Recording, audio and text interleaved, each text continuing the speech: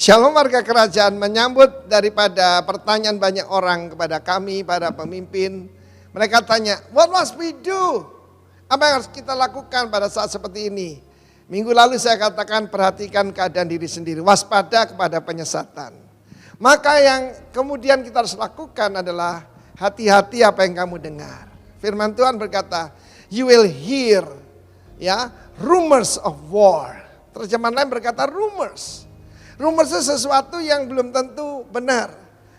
Zaman sekarang namanya hoax. Jadi kita harus tahu bahwa iman datang dari pendengaran. Dan pendengaran akan firman Kristus. Tapi ketakutan juga datang dari perkataan setan. Datang daripada apa yang kamu lihat, yang kamu rasa, yang kamu dengar. Lukas 21 mengatakan bangsa-bangsa akan dalam keadaan kacau. Orang mati ketakutan. Karena apa? Karena apa yang mereka lihat dan mereka dengar. Kekacauan di antara apa yang terjadi di atas muka bumi ini. Karena itu yang kedua kita harus berjaga-jaga apa kita dengar. Demikian juga begitu banyak sekarang ini serangan kepada hamba-hamba Tuhan. Oh kamu sudah dengar ini itu, ini itu, ini itu. Saudara-saudara, cek and recheck kebenarannya. Dan ada yang tidak perlu disampaikan. Saya memerintahkan pada semua pemimpin kita. Kalau ada berita hamba Tuhan jatuh, hamba Tuhan dikhianati anaknya, itu jangan disebarkan. Sebab itu memuliakan setan dan memuliakan Tuhan. Yang memuliakan Tuhan kalau ada orang bertobat. Kalau jiwa-jiwa dijangkau. Orang disembuhkan, siarkan itu di gunung, oke? Beritakan dari atap rumah.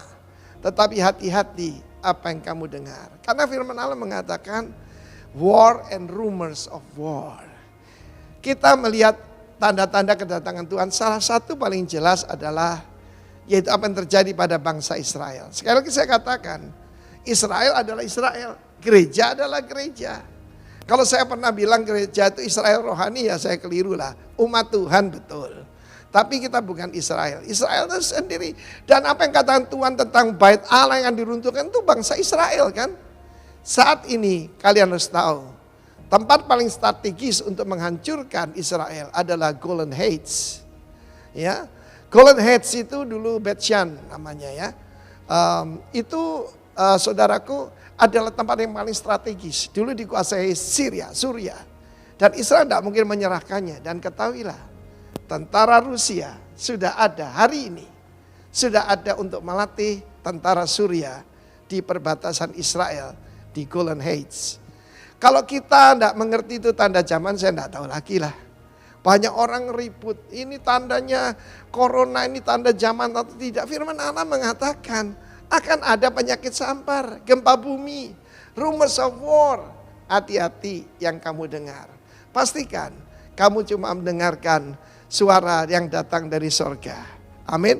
Kalaupun kita melihat berita-berita itu, kita harus tahu bahwa penyelamatan kita sudah dekat. Amin. Tuhan Yesus akan segera datang. Karena itu Israel itu adalah seperti detik jam yang menuju tengah malam. Akan tiba malam di mana tidak seorang pun bisa bekerja.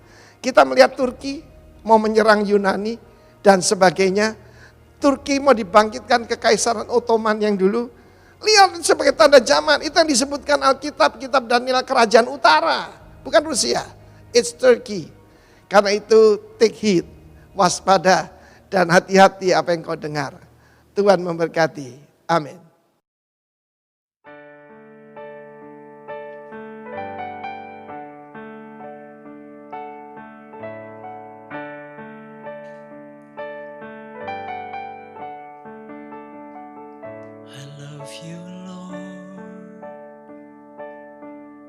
Oh, your mercy never fails me. All my days I've been held in your hand. From the moment that I wake up until I laid my head, I will sing of the goodness of God. All my life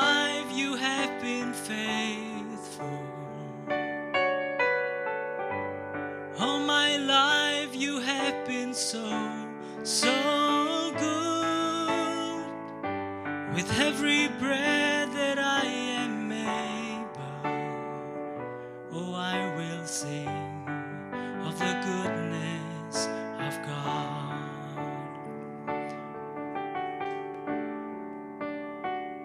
I love your voice. You have led me through the fire in darkest night. You are close like no other. I've known you as a father. I've known you as a friend. And I have lived in the goodness of God. All my life you have been faithful. All my life you have been so good. With every breath that I am able, oh, I will sing of the goodness of God. And all my life you have been faithful. And all my life you have been so good. With every breath that I am able, oh, I will sing of the goodness of God. Your goodness is running after me. Your goodness is running after me. With my life laid down, I'm surrendered now. I give you everything. Your goodness is running after me. Your goodness is running after me. Your goodness is running after me. With my life laid down, I'm surrendered now. I give you everything. Your goodness is running after me.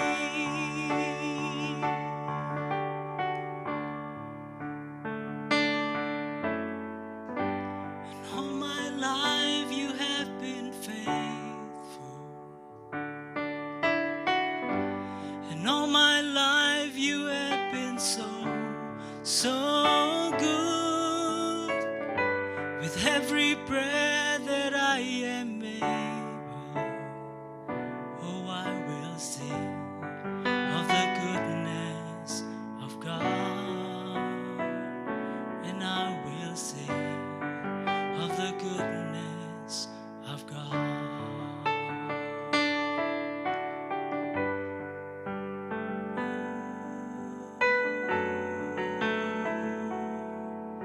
We worship you, Jesus.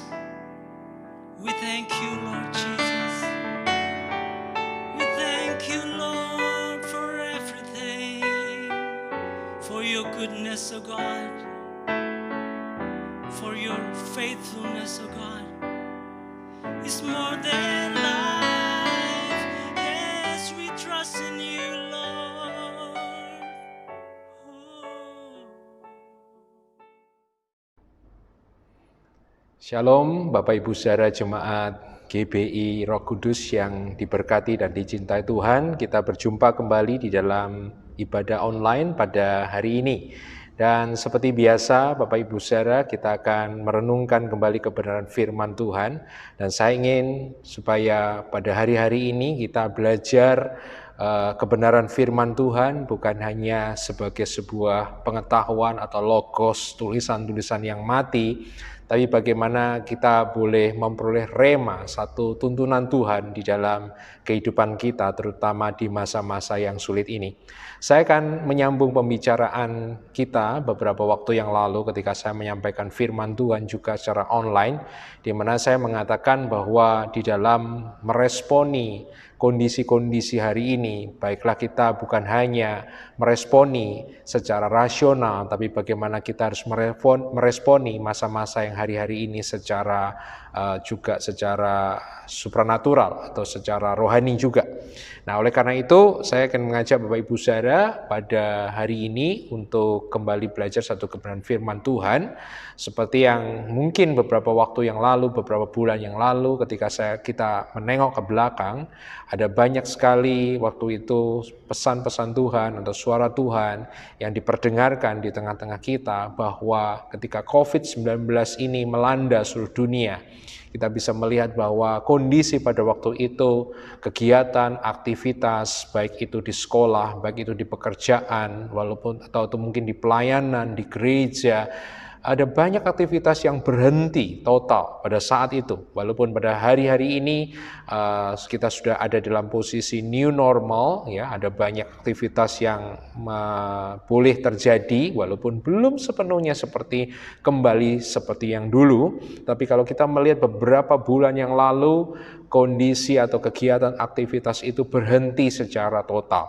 Sehingga ada banyak orang yang mengatakan, dan suara kenabian pada waktu itu juga mengatakan, dan saya sangat percaya dengan itu, bahwa dengan adanya pandemi, dengan adanya COVID-19 ini adalah sebuah masa yang boleh dikatakan sebagai the great Sabbath, sebagai sabat yang besar, sebuah masa perhentian bagi bukan hanya gereja Tuhan sebenarnya, tapi juga bagi dunia.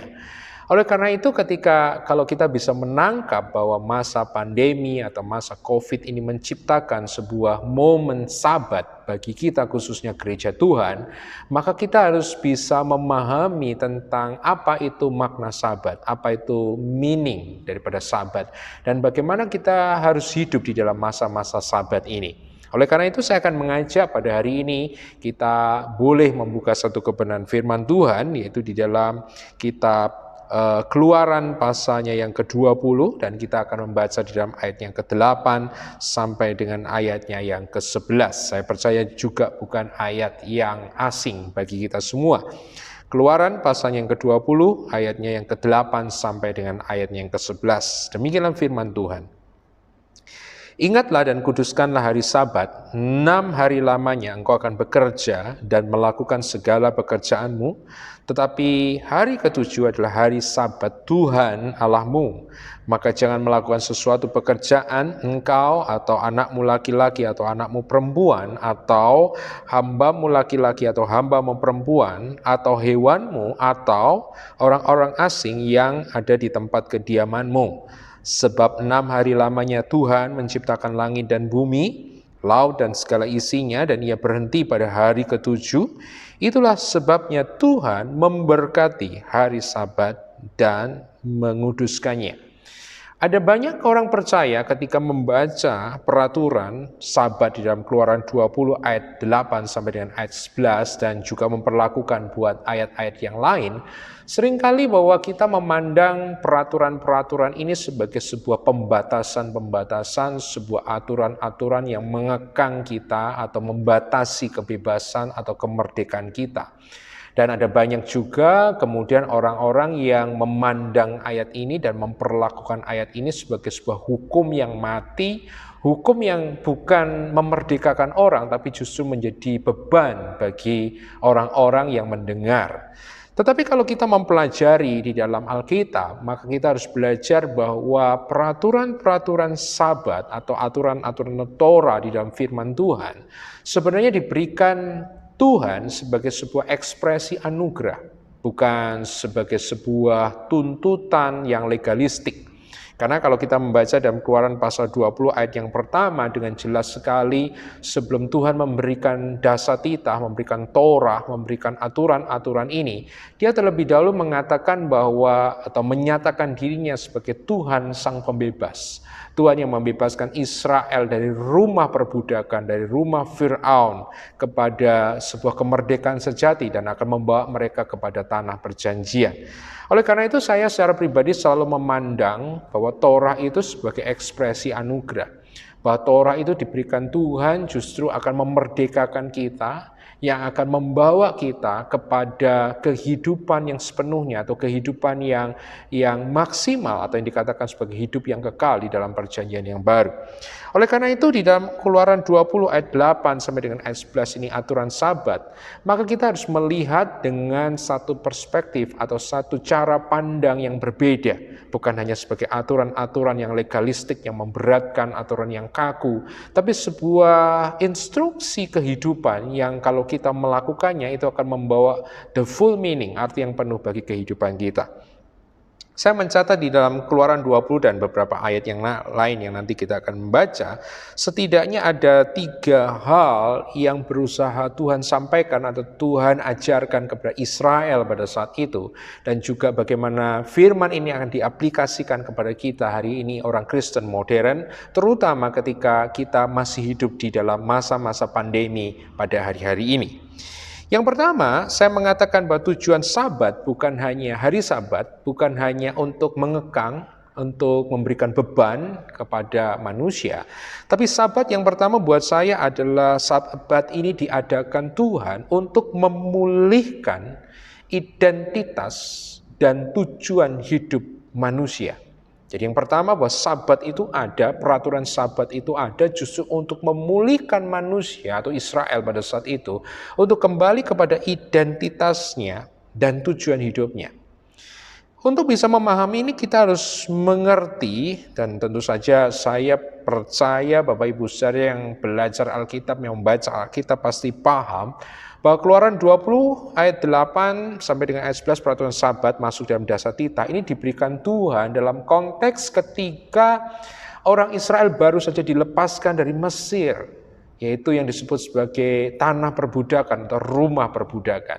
Dan kalau kita membaca di dalam Keluaran pasal-pasal sebelumnya, kita bisa melihat bahwa bangsa Israel pada saat itu dijadikan sebagai budak yang bekerja siang dan malam untuk membangun proyek-proyek yang diberikan oleh Fir'aun.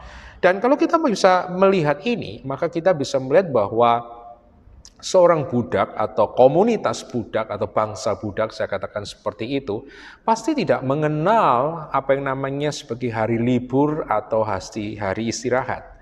Mereka akan dipaksa untuk bekerja siang, bahkan malam, dan tidak ada hari libur, every day, setiap hari mereka bekerja. Jadi bisa dibayangkan pada saat itu pasti sangat mengejutkan sekali ketika bangsa ini yang selama 300 tahun lebih, Bapak Ibu saudara, hidup sebagai budak, di mana mereka hidup dengan sebuah lifestyle yang saya katakan bahwa mereka bekerja, ya, hidup untuk melakukan sebuah pekerjaan itu sendiri. Tiba-tiba di tengah gaya hidup atau lifestyle yang semacam ini, mereka tidak mengenal libur, tiba-tiba Tuhan memberikan perintah kepada komunitas ini, kepada bangsa ini, supaya mereka menyisihkan satu hari, dan di mana di dalam hari itu adalah hari libur nasional, di mana hari itu mereka tidak boleh bekerja. Bahkan yang sangat kontras adalah begini buat saya, kalau dulu bangsa Israel di Mesir, di perbudakan itu, ketika mereka tidak bekerja, mereka akan mendapatkan sanksi. Justru sekarang sesuatu yang sangat kontras, kalau mereka bekerja, maka mereka akan mendapatkan dalam tanda kutip sanksi. Buat saya kenapa Tuhan memberikan konsep Sabat ini bagi Israel, buat saya adalah untuk mengubah habits, mengubah lifestyle, mengubah gaya hidup mereka, dan buat saya juga mengubah perspektif, sikap mental, sikap hati yang sudah mendarah daging di dalam generasi ini selama kurang lebih mungkin 3-4 generasi. Apa yang berusaha diajarkan oleh Allah, apa yang berusaha diajarkan oleh Yahweh, apa yang berusaha diajarkan Tuhan kepada Israel, menurut saya ada sebuah konsep bahwa engkau hidup bukan hanya untuk bekerja, tetapi engkau bekerja untuk mengekspresikan atau mengalirkan kehidupan. Kalau dulu mereka di Mesir, mereka hidup untuk bekerja. Mereka bangun, mereka tidur lagi, ya untuk bekerja, dalam siklus bekerja yang tiada henti. Sekarang Tuhan memberikan Sabat sebuah perhentian dengan mengajarkan bahwa engkau hidup bukan hanya sekedar untuk bekerja. Ada sesuatu yang lain, ada hal-hal yang lain yang bisa engkau kerjakan dan harus engkau kerjakan. Dalam konteks yang lebih besar itulah engkau melakukan pekerjaan. Dan buat saya ini bukan hanya berbicara the purpose of life atau tujuan hidup. Tapi ini juga buat saya ada memberikan sebuah pergeseran identitas yang sangat besar buat Israel. Kalau mereka sebagai bangsa budak, kalau mereka nggak bekerja, mereka akan mati. Bukan hanya karena mereka nggak dapat makan, tapi mereka akan dipukul oleh mandor-mandor dan mereka akan mati. Sehingga bagi bangsa Israel ada kemungkinan mereka mengidentifikasi dirinya bahwa mereka adalah pekerjaan mereka. Kalau mereka nggak bekerja, mereka mungkin bingung, Bapak Ibu saudara. Jadi bisa dibayangkan bangsa yang dibesarkan dalam 4 generasi yang bekerja ini tiba-tiba nggak bekerja. Mungkin hari pertama Sabat yang terjadi di dalam komunitas Israel pada saat itu, mereka saling toleh satu sama lain, melihat satu sama lain. Karena sudah kebiasaan bekerja, tiba-tiba stop, nggak boleh bekerja. Mereka bisa saja merasa, loh kita ngapain ya? Bingung. Dan saya rasa bahwa hal semacam ini juga yang terjadi, Bapak Ibu saudara, di tengah-tengah pandemi, di tengah COVID, kalau dikatakan bahwa pandemi ini ada untuk menciptakan momen the great Sabbath. Ada berapa banyak di antara kita begitu sibuk, kita begitu terhisap di dalam pekerjaan kita, bahkan mungkin pelayanan kita. Ya, ada banyak pengerja-pengerja yang seperti, maaf kata, buat saya seperti budak sudah di tanah Mesir. Bahwa mereka hidup untuk bekerja, mereka pagi, mereka bangun untuk bekerja, mereka pulang, kemudian hanya untuk istirahat, dan kemudian besok pagi mereka bangun lagi untuk bekerja lagi. Semacam itu, siklus yang terus-menerus terjadi. Walaupun kita tidak menjadi budak secara literal, tetapi ada banyak pada waktu ini, saudara, orang-orang yang hidup, orang-orang manusia modern yang hidup seperti budak. Dan mungkin bukan hanya bicara tentang pekerjaan dalam tanda kutip sekuler, ada mungkin juga ada banyak orang Kristen atau hamba-hamba Tuhan atau para pendeta atau aktivis gereja yang begitu terhisap di dalam pelayanan. Bahwa mereka sudah tidak lagi bisa membedakan antara diri mereka dengan pelayanan mereka. Ada banyak orang yang saya dapati bahwa hidup mereka, identitas mereka adalah pelayanan mereka. Sehingga ketika pandemi ini terjadi, ketika pekerjaan kemudian berhenti, aktivitas berhenti, bahkan pelayanan berhenti, ada banyak orang yang mengalami kegoncangan di dalam identitasnya, dalam tujuannya, karena mereka merasa sudah tidak bisa melakukan lagi apa yang dulu mereka lakukan. Dan buat saya ini kembali lagi seperti Israel dalam Keluaran 20 ayat 8 sampai dengan 11, bahwa Tuhan sedang berusaha merefokus kembali hidup kita. Tuhan sedang berusaha untuk membuat kita untuk berpikir ulang tentang tujuan hidup kita. Tuhan sedang berusaha mengajar kita untuk berpikir ulang tentang siapakah kita, identitas kita. Bahwa kita tidak identik dengan pekerjaan kita tidak identik dengan pelayanan kita. Pekerjaan kita bisa berhenti, pelayanan kita bisa berhenti, aktivitas kita berhenti. Tetapi kita tidak kehilangan tentang kemanusiaan kita. Dan kita tentu saja hidup bukan hanya untuk melakukan aktivitas ini, tetapi ada sesuatu yang lebih besar yang harus kita kerjakan. Nah, apa itu? Yang kedua, ini berkaitan dengan kedua, yaitu bahwa Sabat ada bukan hanya untuk memulihkan identitas dan tujuan hidup manusia, tetapi Sabat ada diperintahkan Tuhan untuk, saya memakai kalimat ini, menyegarkan kembali hubungan-hubungan kita atau relasi-relasi kita.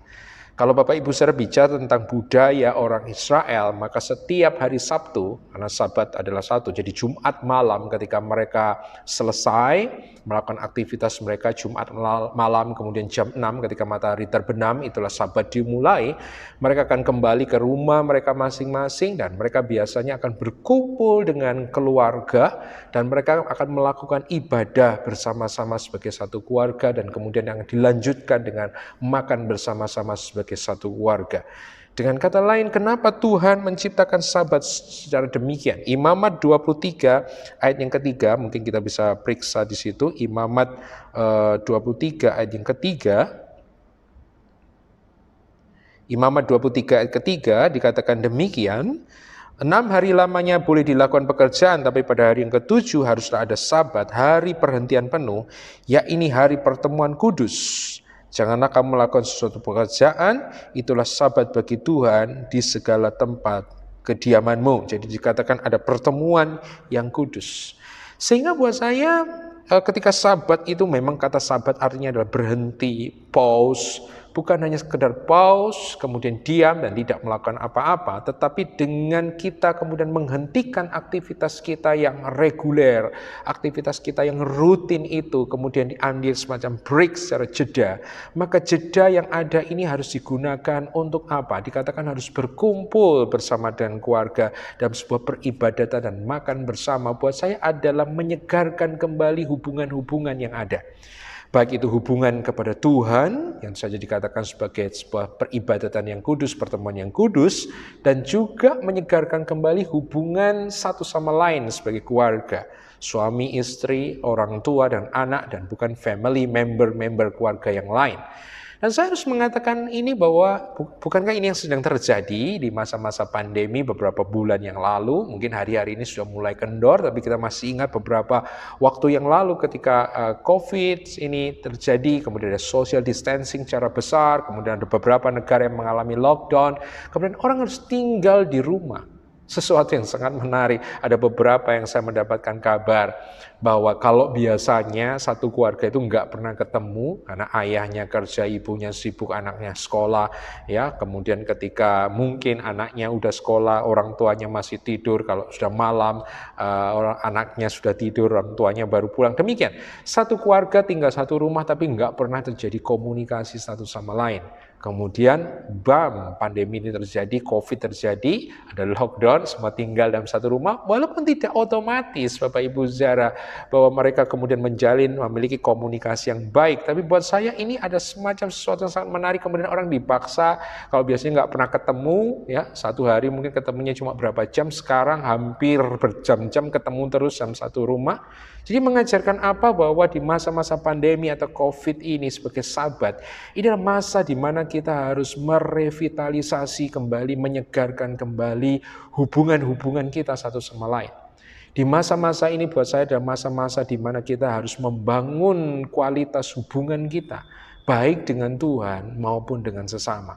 Jadi bukan hanya pasif atau tinggal diam, tapi seperti sabat dirancang untuk di mana sabat ini untuk memaintain sebuah hubungan, maka harusnya hari-hari ini kita juga harus menguatkan hubungan-hubungan kita satu sama lain, hubungan yang vertikal dengan Tuhan dan hubungan horizontal, hubungan kita satu sama lain. Kita harus mengingat Bapak Ibu saudara bahwa relasi, komunikasi itu sama seperti hal yang lain, harus di-maintenance, harus dipelihara. Bapak Ibu saudara, harus dirawat, harus diberikan fokus, harus disirami, harus diupayakan sedemikian. Sehingga komunikasi kita dan hubungan-hubungan kita itu menjadi tetap segar, menjadi tetap sehat. Dan bukan hanya tetap sehat, tapi bertambah karib, bertambah akrab satu sama lain. Nah, apakah hari-hari ini itu yang sedang kita kerjakan di masa-masa ini? Apakah ini masa-masa di mana kita membangun hubungan satu sama lain? Dan yang ketiga Bapak Ibu saudara, menurut saya bahwa sabat bukan hanya berbicara untuk memulihkan identitas dan tujuan hidup manusia. Sabat bukan hanya untuk menyegarkan, merevitalisasi hubungan-hubungan kita.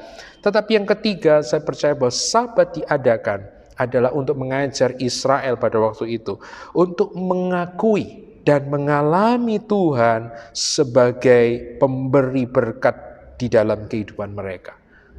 Nah, Bapak Ibu saudara, ada kecenderungan di dalam hati kita, bahkan banyak orang-orang Kristen saya mendapatkan semacam itu, bahwa memang mereka beriman kepada Tuhan, memang mereka percaya kepada Tuhan, tetapi ada satu pandangan yang seakan-akan mengatakan begini, bahwa mereka itu bisa hidup, bahwa nafkah hidup mereka itu mereka peroleh itu semata-mata karena pekerjaan mereka, karena aktivitas mereka, karena usaha mereka.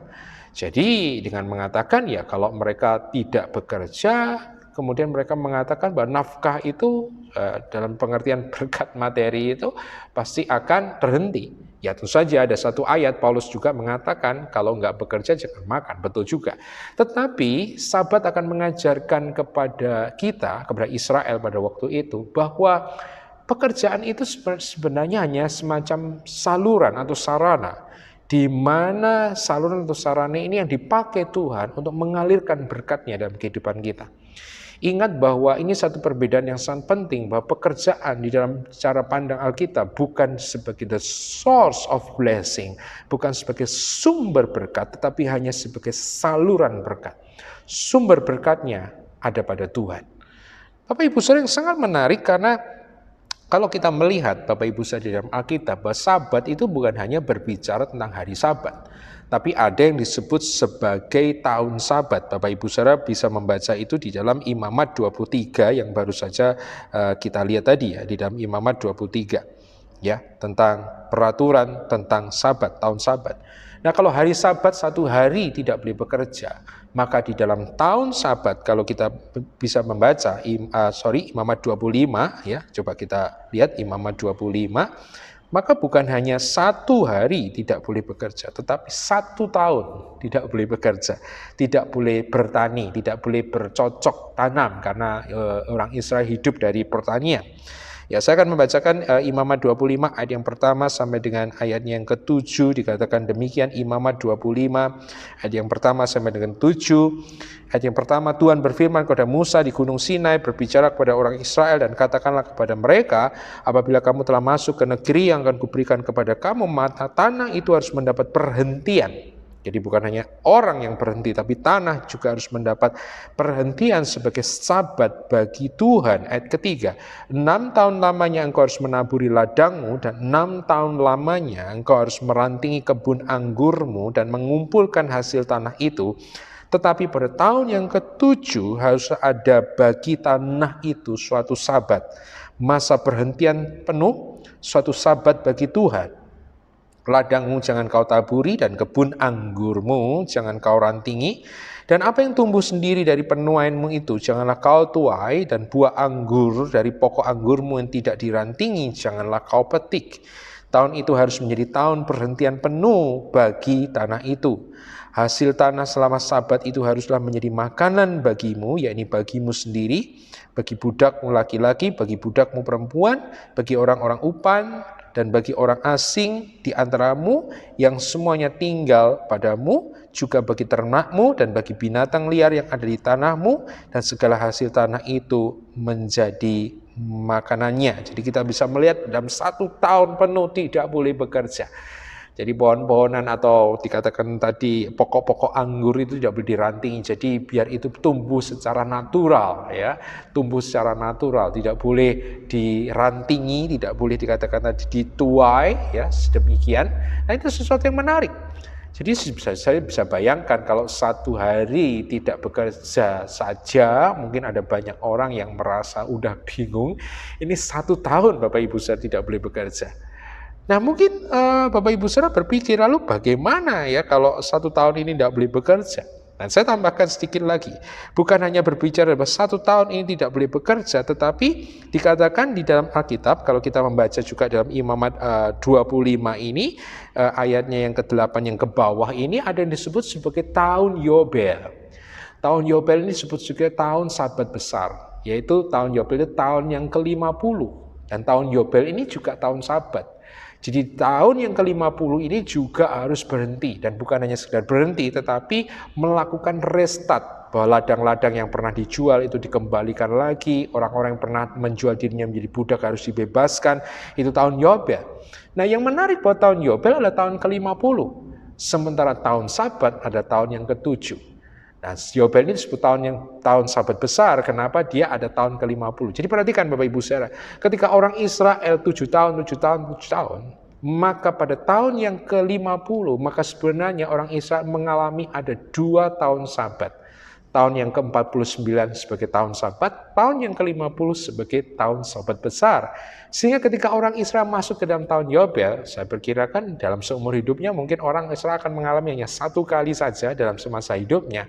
Maka di dalam hidupnya itu selama 2 tahun penuh dia tidak boleh bekerja. Wow, 1 hari nggak bekerja aja susah, 1 tahun nggak bekerja, mungkin orang ada yang stres. Ini 2 tahun nggak boleh bekerja, Bapak Ibu Saudara. Bisa bayangkan apa yang terjadi. Sehingga mungkin jadi pertanyaannya, orang saya juga bertanya, lalu mau makan apa? Begitu kan, kalau 1 tahun nggak bekerja, 2 tahun nggak bekerja, terus makan apa? Perhatikan dalam Imamat 25, ayat yang ke-20 sampai dengan ayat yang ke-21. Nanti Bapak Ibu Saudara baca secara keseluruhan ayat ini karena menurut saya menarik. Dan Imamat 25 ayat 20 sampai dengan 21 dikatakan begini, apabila kamu bertanya, apakah yang akan kami makan dalam tahun yang ke-7 itu, bukan kami tidak boleh menabur dan tidak boleh mengumpulkan hasil tanah kami? Perhatikan ayat 21, menarik, jawab Tuhan, maka aku akan memerintahkan berkatku kepadamu dalam tahun yang ke-6, supaya diberinya hasil untuk 3 tahun. Dalam ayat 22, dalam tahun yang ke-8 kamu akan menabur, tapi kamu akan makan dari hasil yang lama sampai kepada tahun yang ke-9, sampai masuk hasilnya kamu akan memakan yang lama. Ini menarik Bapak Ibu Saudara. Yang pertama, buat saya ketika saya membaca ayat ini, berarti Tuhan itulah sumber berkat. Kalau dia ngasih peraturan, kalau dia bikin breaking moment semacam ini, dia nggak membiarkan begitu saja. Tanah itu ngikut apa perintahnya Tuhan. Kalau Tuhan bicara tahun yang ke-7 tidak boleh menabur, maka tahun yang ke-6 Tuhan bukan hanya mendouble hasil pendapatan dari tanah itu, tapi juga dikatakan sampai melipat 3 kali untuk 3 tahun.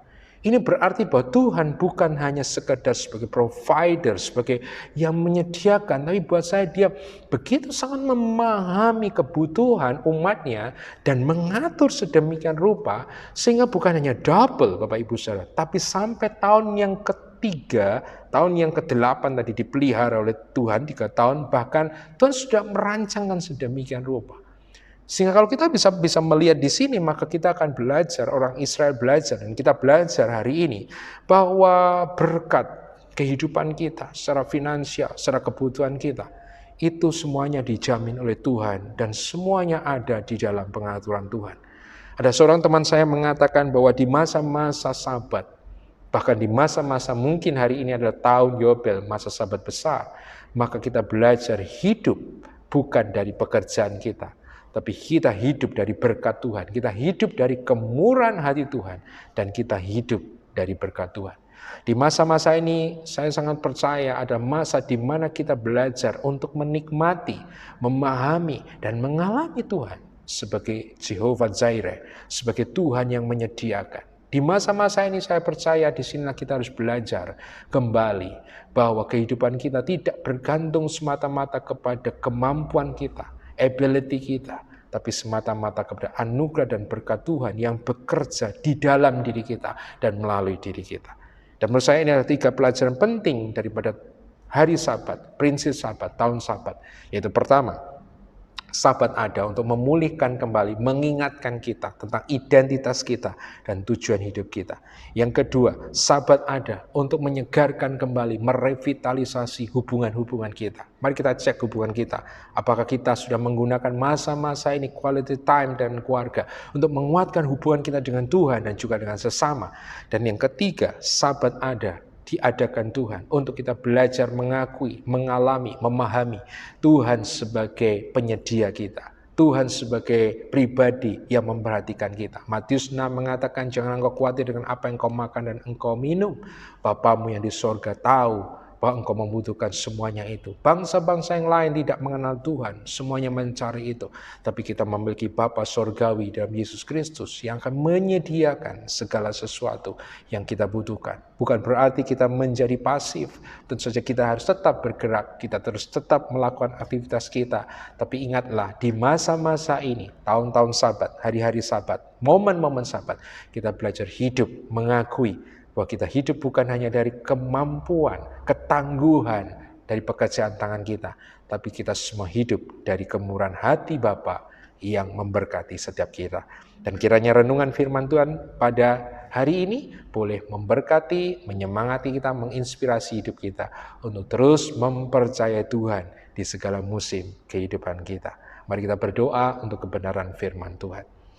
Bapa di sorga, kami mengucap syukur buat kebenaran firman Tuhan pada hari ini. Kami percaya bahwa firman-Mu yang sudah direnungkan, firman-Mu yang sudah kami pelajari pada momen ini boleh mengingatkan kami tentang prinsip Sabat, bahwa Sabat Tuhan Kau adakan, bahwa kalau hari-hari ini adalah momen-momen Sabat, kami percaya bahwa momen Sabat ini Tuhan adakan untuk mengajar kami, untuk mengingatkan kembali tentang tujuan hidup kami, identitas kami. Kami juga belajar untuk Sabat ini kami boleh memulihkan kembali, revitalisasi hubungan kami dengan Tuhan dan juga dengan sesama. Dan kami juga belajar lewat Sabat ini, kami belajar bahwa hidup kami bukan ditentukan oleh situasi dan kondisi kami, tapi kami hidup dari kemurahan hati Bapa yang ada dalam kehidupan kami. Terima kasih Kau memberkati Bapak dan Ibu Kadot sebagai Gembala GBI Rock, beserta dengan seluruh keluarga, dengan staf jajaran yang ada. Demikian juga untuk jemaat GBI Rock Kudus, kiranya tetap ada dalam perlindungan, penyertaan dan berkat Tuhan, dan kami percaya bahwa kelimpahan daripada sorga ada dalam kehidupan kami. Terima kasih Bapa, biarlah kami tetap menyimpan firman-Mu, janji-Mu dalam kehidupan kami, dan kami terus berjalan melalui masa-masa ini bersama-sama dengan Engkau. Terima kasih, di dalam nama Tuhan Yesus kami berdoa, haleluya, amin. Terima kasih Bapak Ibu Saudara, dan biarlah firman Tuhan pada pagi hari ini boleh menjadi penyemangat kita, boleh menjadi motivasi di dalam kehidupan kita. Kiranya Tuhan memberkati. Yesus, Kau perisai dalam hidupku, kuasa-Mu sanggup menghancurkan